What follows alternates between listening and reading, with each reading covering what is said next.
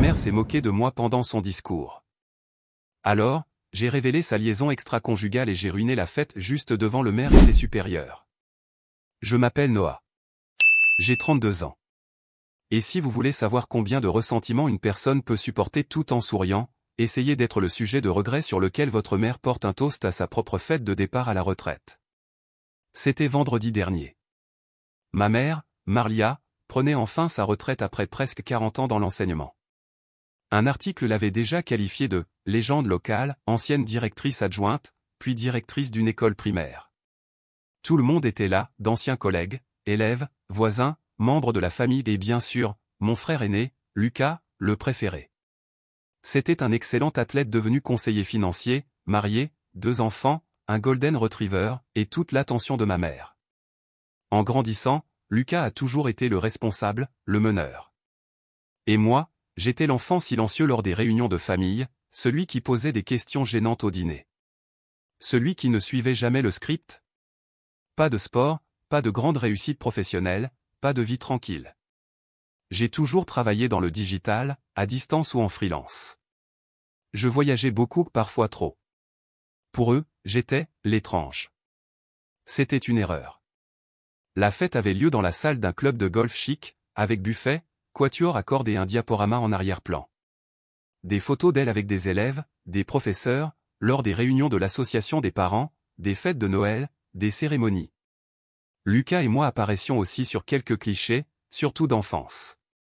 Mais chaque fois que mon visage apparaissait, le diaporama semblait passer un peu plus vite. J'ai compris l'ambiance dès que je suis entré. Ma mère m'a embrassé sur la joue et a lancé.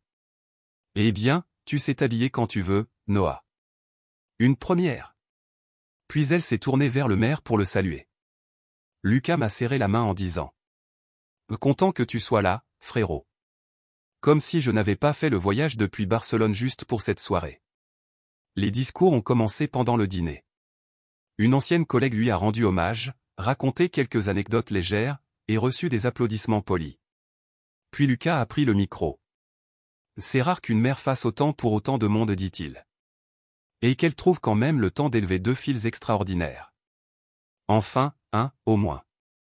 La salle a éclaté de rires feutrés. Il m'a lancé un regard, comme si tout cela n'était qu'une plaisanterie. J'ai simplement bu une gorgée d'eau. Puis ma mère est montée sur scène, coiffure impeccable, veste fleurie assortie aux serviettes.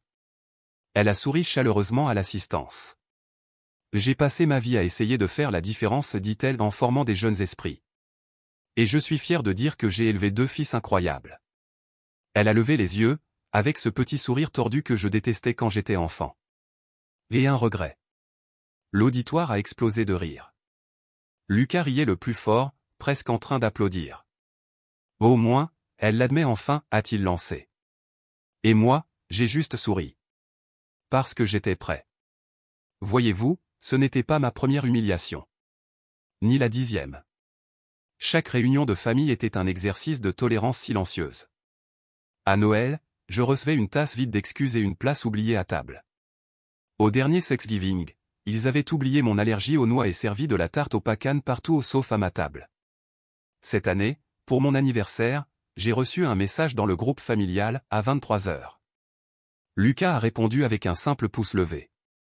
Mais cette nuit-là, c'était la mienne. J'étais venu avec un petit cadeau, un sac en papier bleu tout simple que j'avais discrètement glissé sous la scène avant le dîner. Personne n'avait remarqué. Je suis monté avec précaution, j'ai pris le micro des mains de ma mère, et elle m'a souri comme si j'avais encore 6 ans et allait réciter une comptine pour attirer l'attention. « Si tu ne vois pas d'inconvénient, je peux donner mon cadeau en premier ?» l'ai-je demandé dans le micro. La salle s'est tue, plus par politesse que par intérêt.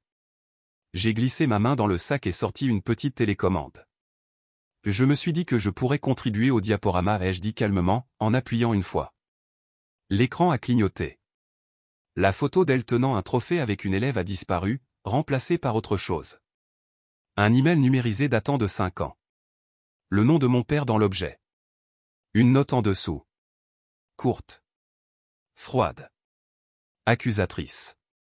Marlia, je n'en peux plus. Tu as menti. Tu m'avais dit qu'il était de moi, mais le test est formel. Noah ne l'est pas. La salle a halté. L'homme que j'appelais le papa depuis 32 ans a laissé tomber sa fourchette. Le visage de ma mère s'est figé. Lucas a cessé de rire.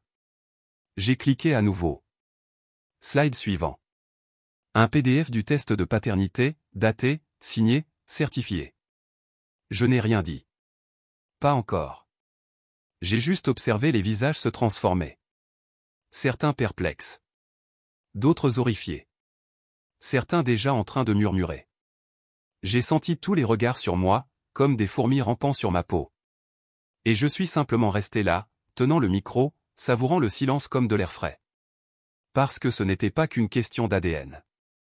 C'était à propos de 32 ans à gaspiller à mendier des miettes d'approbation d'une femme qui méprisait mon existence, et d'une famille qui m'a toujours traité comme une blague. Et ce n'était que le début. Mais je me suis arrêté là, j'ai laissé tout le monde, y compris ceux qui riaient, ressentir le poids de ce qui venait de se passer. Les mains de mon père tremblaient. Il regardait ma mère avec un mélange d'incrédulité, de colère et de trahison. Il ouvrit alors la bouche. Mais avant qu'il ne dise quoi que ce soit, j'ai éteint le micro et passé au slide suivant. Ce n'était pas un document. C'était une vieille photo, floue, numérisée à partir d'un tirage papier. On y voyait ma mère, dans la vingtaine, assise sur une serviette de plage aux côtés d'un homme que personne dans cette salle n'avait jamais vu auparavant. Ce n'était pas mon père. Ce n'était personne qu'il connaissait. Mais moi, je savais très bien qui c'était. Sur la photo, elle ne portait pas d'alliance. Elle affichait un large sourire, les cheveux en bataille à cause du vent, et ses lunettes de soleil posées sur la tête comme une couronne. L'homme le bras autour de sa taille, le menton posé sur son épaule avait l'air d'être à sa place. Comme si ce n'était pas juste une aventure estivale. Dans le coin de la photo, mars 1991. Quelques mois avant ma naissance. Je n'ai rien dit. Je n'avais pas besoin. J'ai simplement laissé l'image s'afficher à l'écran, comme une plaie ouverte. La salle était figée. Même les serveurs s'étaient immobilisés. Des fourchettes suspendues en l'air. Une seule coupe de champagne est tombée, tintant contre le sol mais personne n'a détourné le regard de l'écran. Mon père, Richard, s'est levé si brusquement que sa chaise est tombée en arrière. Il a ouvert la bouche, puis l'a refermée, puis l'a rouverte. Jusqu'à ce qu'il parle enfin. C'est qui, cet homme? Sa voix était glaciale. Ma mère ne répondit pas. Elle ne bougea pas. Pas d'un centimètre. Richard s'avança, les yeux rivés sur la photo comme s'il voyait un fantôme. Marlia, c'est qui cet homme? Toujours pas de réponse. Alors j'ai parlé, calmement et clairement. Il s'appelait Eric. Il était professeur remplaçant dans son école pendant un semestre. Ils sont restés en contact. Elle lui a dit que j'étais son fils. Et ensuite, elle t'a dit à toi que j'étais le tien. La tête de mon père se tourna lentement vers moi, comme si entendre ça lui causait une douleur physique. Comment tu sais ça? J'ai sorti une lettre pliée de la poche intérieure de ma veste. Il lui a écrit ça en 2001. Elle l'a gardé. C'était dans le grenier. Je l'ai trouvé l'an dernier en l'aidant à déplacer des cartons. Je lui ai tendu la lettre. Il a hésité. Puis, avec précaution, comme s'il ne faisait pas confiance à son propre corps, il a pris le papier, l'a déplié et a commencé à lire. À mesure qu'il lisait, son expression passait de la stupeur à la douleur, puis à quelque chose de totalement différent. « Mais tu le savais, hein » dit-il, toujours tourné vers ma mère. « Mais tu savais tout, depuis le début. Et tu m'as laissé y croire. » Sa voix s'est brisée. « Mais tu m'as laissé l'élever. Payer pour tout. Supporter ça. » Il a désigné la fête, le gâteau, les invités. « Richard, ma mère tenta de parler, mais sa voix éclata comme du verre. « Tu m'as menti pendant 32 ans » sa voix s'élevait à présent. « Et tu as laissé notre fils grandir en pensant qu'il était le problème. » Je me suis tourné vers Lucas. Il était livide, comme s'il commençait seulement maintenant à assembler les morceaux, à voir toute sa réalité se fissurer. Il s'est levé. « Attends. Qu'est-ce que tu racontes, Noah ?» Je me suis tourné vers lui. « Je dis que tu m'as traité toute ta vie comme un poids. Comme une tâche dans cette famille. Mais en réalité, je n'en ai jamais vraiment fait partie. Pas comme toi. J'étais juste le rappel vivant d'un secret qu'elle voulait cacher. » Lucas ouvrit la bouche et la referma. Cette fois, pas de blague. Aucune réponse. Juste le silence. J'ai fait un pas en avant et j'ai regardé l'auditoire droit dans les yeux. Vous tous, vous avez porté un toast à cette femme, la décrivant comme un pilier de la communauté, une héroïne de l'éducation. Mais voici la vérité. Elle a construit cette image en effaçant des parties de sa vie qu'elle ne voulait pas reconnaître. Et elle a commencé, par moi. La salle était absolument silencieuse. Quelqu'un au fond, un de ses collègues enseignants, s'est levé et est sorti discrètement. Puis un autre. J'ai cliqué une dernière fois sur la télécommande. Cette fois, l'écran est devenu noir. Plus de slides. Juste moi, et le micro. Je ne suis pas venu ici pour gâcher une fête, ai-je dit doucement. Je suis venu pour en finir avec un mensonge. J'ai reposé le micro sur le pupitre, suis retourné à ma place et me suis assis.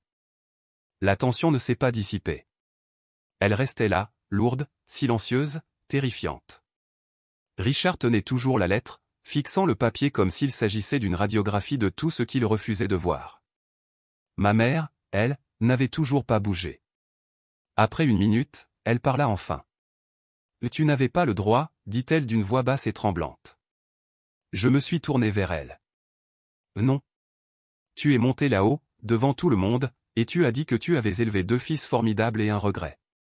C'est toi qui as rendu ça public. Moi, je n'ai fait que fournir le contexte. » Elle me regarda. Cette fois, vraiment. Et pour la première fois de ma vie, je vis quelque chose de différent dans ses yeux. Ce n'était pas de l'irritation. Ni de la déception. C'était de la terreur. Pas de moi. Mais de ce qu'elle voyait s'effondrer sous ses yeux. Sa réputation. Son mariage. Son héritage soigneusement construit. Ce n'est pas juste, murmura-t-elle, presque pour elle-même. Et je me suis mis à rire. Juste? Tu crois qu'il y a eu quelque chose de juste là-dedans? Mais avant que je ne puisse continuer, mon père laissa tomber la lettre, nous regarda tous les deux et dit quelque chose que je n'oublierai jamais. Dehors. Au début, je crus qu'il s'adressait à moi. Mais il ne me regardait même pas. Il la fixait elle, droit dans les yeux. La salle était si silencieuse que j'entendais le léger bourdonnement de la climatisation au-dessus de nous, comme un fond sonore de thriller avant que quelque chose n'explose. La voix de Richard fendit l'air comme une lame. Dehors. Il répéta. Plus fort. Sans crier mais avec une fermeté sans appel. Marlia ouvrit la bouche, comme pour argumenter. Mais elle vit alors quelque chose dans les yeux de Richard. Quelque chose de glacial. Quelque chose qui lui disait, tu ne gagneras pas cette bataille. Pas ici. Pas devant autant de témoins. Richard, commença-t-elle, avançant d'un pas hésitant vers lui. Non, dit-il en reculant. Tu m'as menti pendant 30 ans. Tu m'as laissé croire. Tu m'as laissé croire que c'était mon fils. Il me désigna du doigt, sans même me regarder. Et je l'ai traité comme tel. Même quand toi, tu ne l'as pas fait. Un murmure parcourut les invités. D'autres personnes commencèrent à ramasser leurs affaires pour sortir discrètement. Certaines, mal à l'aise. D'autres, peut-être, honteuses d'avoir applaudi et ri quelques minutes plus tôt. Ma mère hésita, se retourna lentement, consciente des regards fixés sur elle, et força un sourire, ce même sourire crispé qu'elle utilisait quand un parent l'accusait de favoritisme lors des réunions parents-prof.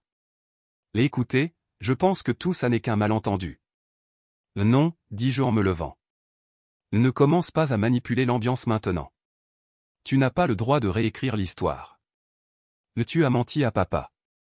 Tu m'as effacé de chaque célébration familiale d'une façon ou d'une autre. Et tu étais parfaitement à l'aise de laisser Lucas me traiter comme un chien errant qu'on tolère dans la maison par pitié. Lucas tressaillit. Mais il ne dit rien. Richard me regarda pour la première fois depuis le diaporama. Il n'était pas en colère contre moi, juste brisé et vidé. Son visage paraissait plus vieux que celui que j'avais vu 1 heure plus tôt. Et toi, demanda-t-il lentement. Tu l'as su quand? Je pris une profonde inspiration. L'an dernier, juste avant Thanksgiving. J'ai trouvé le test et la lettre dans une boîte de rangement. Elle m'avait demandé de déplacer quelques affaires. Je l'ai confrontée, en privé. Elle a dit que ça n'avait pas d'importance. Elle m'a dit, tu devrais encore te considérer chanceux qu'on t'ait élevé. Comme si j'étais un chien errant qu'elle avait recueilli par charité. Il secoua lentement la tête, presque avec un air d'étonnement. « Et tu ne me l'as pas dit ?» Je baissai les yeux, puis le regardai de nouveau. Je ne savais pas comment. J'y ai pensé des centaines de fois. Il y a eu des nuits où j'avais envie de hurler la vérité. Mais chaque fois que je m'en approchais, je voyais à quel point tu étais encore heureux d'y croire. À quel point ça te briserait. Ses épaules s'effondrèrent. Et il murmura, très doucement. Ça m'a quand même brisé. Ma gorge se serra, mais je ne détournai pas les yeux. À l'autre bout de la salle, Lucas se redressa soudain, comme si quelque chose venait de se briser dans son esprit. Il me pointa du doigt. Tu as planifié tout ça. Tu as attendu sa fête de départ à la retraite pour lâcher ta bombe. Tu voulais l'humilier. Tu voulais tout gâcher. Je me tournai vers lui calmement. Tu veux dire, comme quand elle m'a qualifié de « regret » devant 100 personnes et que tu as ri? Ce genre d'humiliation? Sa mâchoire se crispa. Tu crois que j'ai gâché la soirée? Demandai-je. Je n'ai fait que révéler la vérité. Tu n'aimes juste pas ce que ça dit sur toi. Lucas fit un pas en avant. Tu aurais pu le faire en privé, discrètement. Mais non. Tu voulais du spectacle, du drame. J'hochai la tête. Tu as raison. Je voulais que ce soit public. Parce que tout ce que vous m'avez fait subir est toujours venu avec un sourire et un micro. Une remarque passive-agressive à mon anniversaire? Un toast piquant. Un discours de mariage où j'étais la blague. Pour une fois, je voulais que la vérité soit la voix la plus forte dans la salle. Il ne répondit pas. Ses poings étaient serrés, mais il ne bougeait pas. Derrière nous, la table des desserts restait intacte. L'un des ballons attachés à une chaise était à moitié dégonflé, penché, comme s'il ne voulait plus faire partie de la fête. Marlia finit par marcher vers la sortie, un pas hésitant après l'autre, tenant son sac comme un bouclier. Elle ne dit rien à personne, ni à moi, ni à Richard, ni à Lucas. Et elle partit. La porte se referma derrière elle dans un clic doux et résonnant. Mon père se tourna vers les quelques invités encore présents, une poignée, tous silencieux, ne sachant quoi faire. « Merci d'être venu, dit-il simplement. La fête est terminée. » Personne ne protesta. Tous commencèrent à ramasser leurs affaires et partirent, discrètement. Certains me lancèrent des regards de sympathie. D'autres, comme si j'étais radioactif. Je m'en fichais. Lucas sortit sans un mot. Sa femme le suivit, l'air plus perdu qu'indigné, peut-être en train de se demander quel secret son propre mariage pouvait bien cacher. Et il ne resta plus que Richard et moi, avec quelques serveurs à l'arrière qui nettoyaient les verres renversés et les assiettes de poisson à moitié mangées. Il finit par se rasseoir, se frottant lentement le front, comme si tout ça le dépassait. Je m'assis en face de lui. « Ça va ?» demandai-je prudemment. Il ne me regarda pas. « Je ne sais pas. » Un long silence s'installa. « Je ne suis pas ton fils biologique, dis-je doucement. Mais j'ai jamais voulu que ça compte pour toi. Je voulais juste que tu me connaisses. Que tu me vois, comme tu voyais Lucas. » Sa main bougea. Puis il me fixa et posa la question que j'avais toujours redoutée, mais qu'au fond, j'attendais depuis toujours. « Et maintenant, Noah? Qu'est-ce que tu veux de moi ?» Je le regardai de l'autre côté de la table. La distance entre nous chargeait de 3 décennies de silence, d'erreurs, et de tout ce qui n'avait jamais été dit. Je touchai mon verre d'eau du bout des doigts, réfléchissant à la réponse. « Noah, que veux-tu de moi maintenant ?» Ce n'était pas une question simple. Il y a un an, j'aurais dit que je voulais des excuses. Un aveu que la manière dont j'avais été traité toute ma vie n'était ni normale, ni juste. Que le fait d'avoir été exclu des photos, des projets et des fêtes n'était pas un hasard. Qu'être sans cesse comparé à Lucas et toujours vu comme inférieur, ce n'était pas dans ma tête. J'aurais voulu qu'il s'excuse de ne rien avoir vu. Mais assis là, avec les conséquences de la fête de départ à la retraite de ma mère encore suspendues dans l'air. Avec le diaporama figé sur un écran noir. Quelque chose avait changé. Je ne voulais plus qu'il s'excuse pour elle. Ni qu'il se justifie pour elle. Ni qu'il me défende. Alors j'ai simplement dit la première chose qui m'est venue à l'esprit. Rien. Son front se plissa. Rien? Je ne veux rien, déclarai-je simplement, mais fermement. Ni argent, ni compassion, ni une seconde chance. Je ne suis pas ici pour être adopté rétroactivement. Je voulais juste que la vérité sorte. Que tu vois. Tout ça. Il me fixa, cherchant quelque chose dans mon visage, peut-être de la colère, du ressentiment. Il s'attendait sans doute à un discours sur le fait que je voulais une relation. Sur la possibilité d'une réconciliation. Mais au lieu de cela, je restais silencieux, les mains croisées sur la nappe en lin blanc. « Tu aurais pu me le dire en privé », répéta-t-il, reprenant les mots de Lucas. « Tu as eu le temps. » J'acquiesçai. J'aurais pu. Mais alors, ça aurait été balayé sous le tapis, comme tout le reste. Elle aurait pleuré. Lucas m'aurait traité d'ingrat. Et toi, tu l'aurais défendu. Tu le sais. Et moi aussi. Il ne protesta pas. Je me penchai légèrement en avant. Chaque fois que je m'affirmais, on disait que j'étais difficile. Chaque fois que je demandais pourquoi j'étais mis à l'écart ou traité comme un étranger, quelqu'un lançait une blague ou changeait de sujet. J'étais toujours trop sensible, trop dramatique, trop tout. Un long silence s'installa entre nous. Je ne cherche pas à te punir, dis-je maintenant d'un ton plus doux. C'est juste que j'ai passé la majeure partie de ma vie à me demander ce qui n'allait pas chez moi. Et la vérité, c'est qu'il n'y avait rien de mal. J'étais juste inconfortable. Les yeux de Richard brillaient. Il baissa le regard et serra les doigts sur la coudoir de la chaise. Je me souviens, murmura-t-il. Quand tu avais 12 ans, tu voulais aller à ce camp d'écriture dans le Vermont. Tu as supplié pendant des semaines. Moi aussi je m'en souvenais. J'avais écrit un essai pour obtenir une bourse partielle, je l'avais posté moi-même. Et tous les jours je disais à mes parents à quel point c'était important pour moi. Elle a dit non, souffla Richard, d'une voix distante. Elle a dit que c'était une perte d'argent, qu'on ne pouvait pas se le permettre. J'acquiesçai. Et 2 mois plus tard, Lucas a eu ce nouveau VTT flambant neuf. Il inspira profondément, avec difficulté. J'aurais dû comprendre. Je ne répondis pas. Certaines vérités n'ont pas besoin d'être confirmées. Finalement, il me regarda dans les yeux. Je ne sais pas ce qu'il va se passer maintenant avec ta mère, avec nous. Je le fixai en retour. Je ne te demande rien. Je voulais juste que la vérité soit dite. Ce qui vient après, c'est à toi de voir. Il hocha lentement la tête, comme si son cou était en pierre. Tu n'es pas un regret, Noah. Je lui offris un sourire timide. Je le sais maintenant. Même si elle ne l'admettra jamais. Nous restâmes assis en silence pendant un moment. La salle de réception était presque vide. Quelques serveurs repliaient les tables et empilaient les chaises. L'un d'eux fit tomber un vase de la table centrale, le bruit nous fit sursauter. Mais nous restâmes à nos places. Finalement, Richard se leva. « Tu restes en ville encore quelques jours ?»« Oui, quelques jours encore. » Il hésita. « Est-ce que, tu passerais à la maison un de ces jours ?»« Pas pour elle. Juste, peut-être qu'on pourrait parler. » Je réfléchis un instant. « Peut-être. Mais je ne vais pas faire semblant que tout va bien.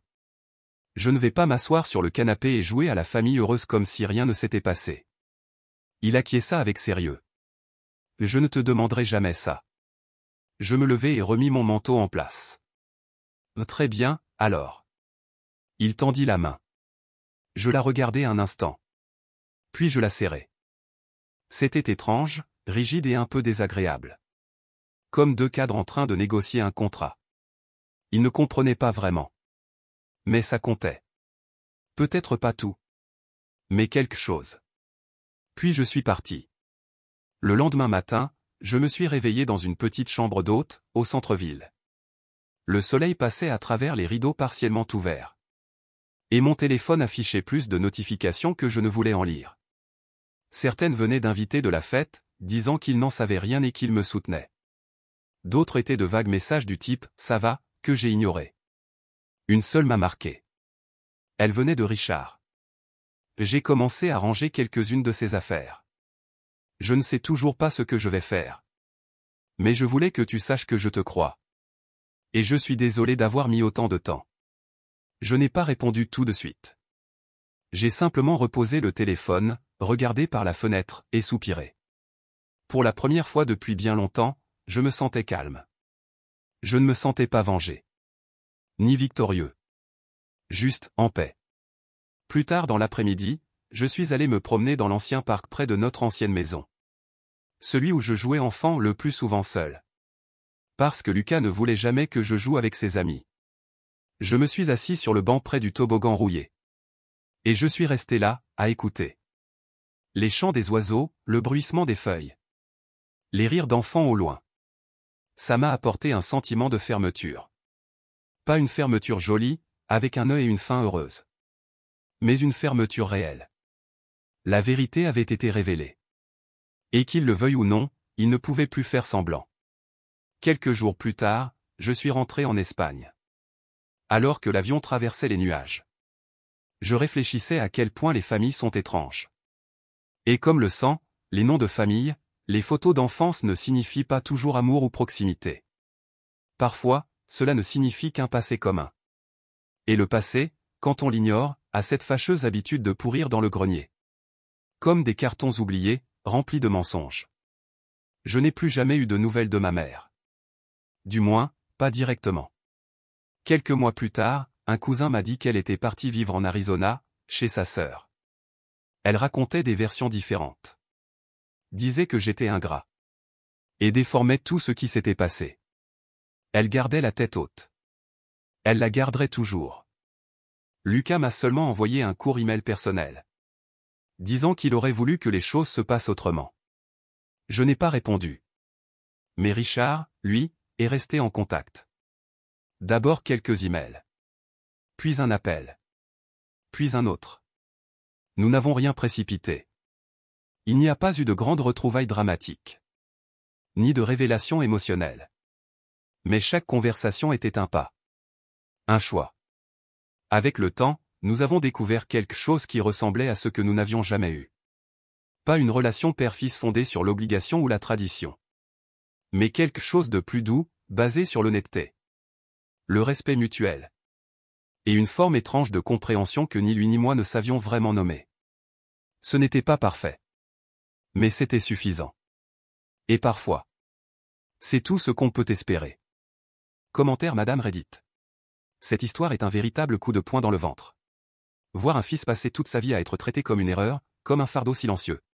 Et avoir enfin le courage d'exposer la vérité devant tout le monde. Non pas par vengeance, mais pour se libérer. Est à la fois douloureux et libérateur. Ce qui m'a le plus marqué, c'est la maturité avec laquelle Noah a tout affronté. Il ne voulait ni applaudissements, ni rédemption. Il voulait juste que, pour une fois, la vérité fasse plus de bruit que les mensonges. C'est un rappel cruel de combien le silence peut blesser autant voire plus que des mots durs. Et malgré tout cela, il a réussi à construire une nouvelle relation avec son père. Fondée sur le respect et la vérité. Ce n'est pas une fin parfaite, mais c'est une fin réelle. Et ça, c'est déjà énorme. Et voilà comment se termine une autre histoire bouleversante de Reddit. Si vous avez aimé, laissez un like, partagez, et abonnez-vous à la chaîne pour d'autres récits incroyables. Ne manquez pas le prochain.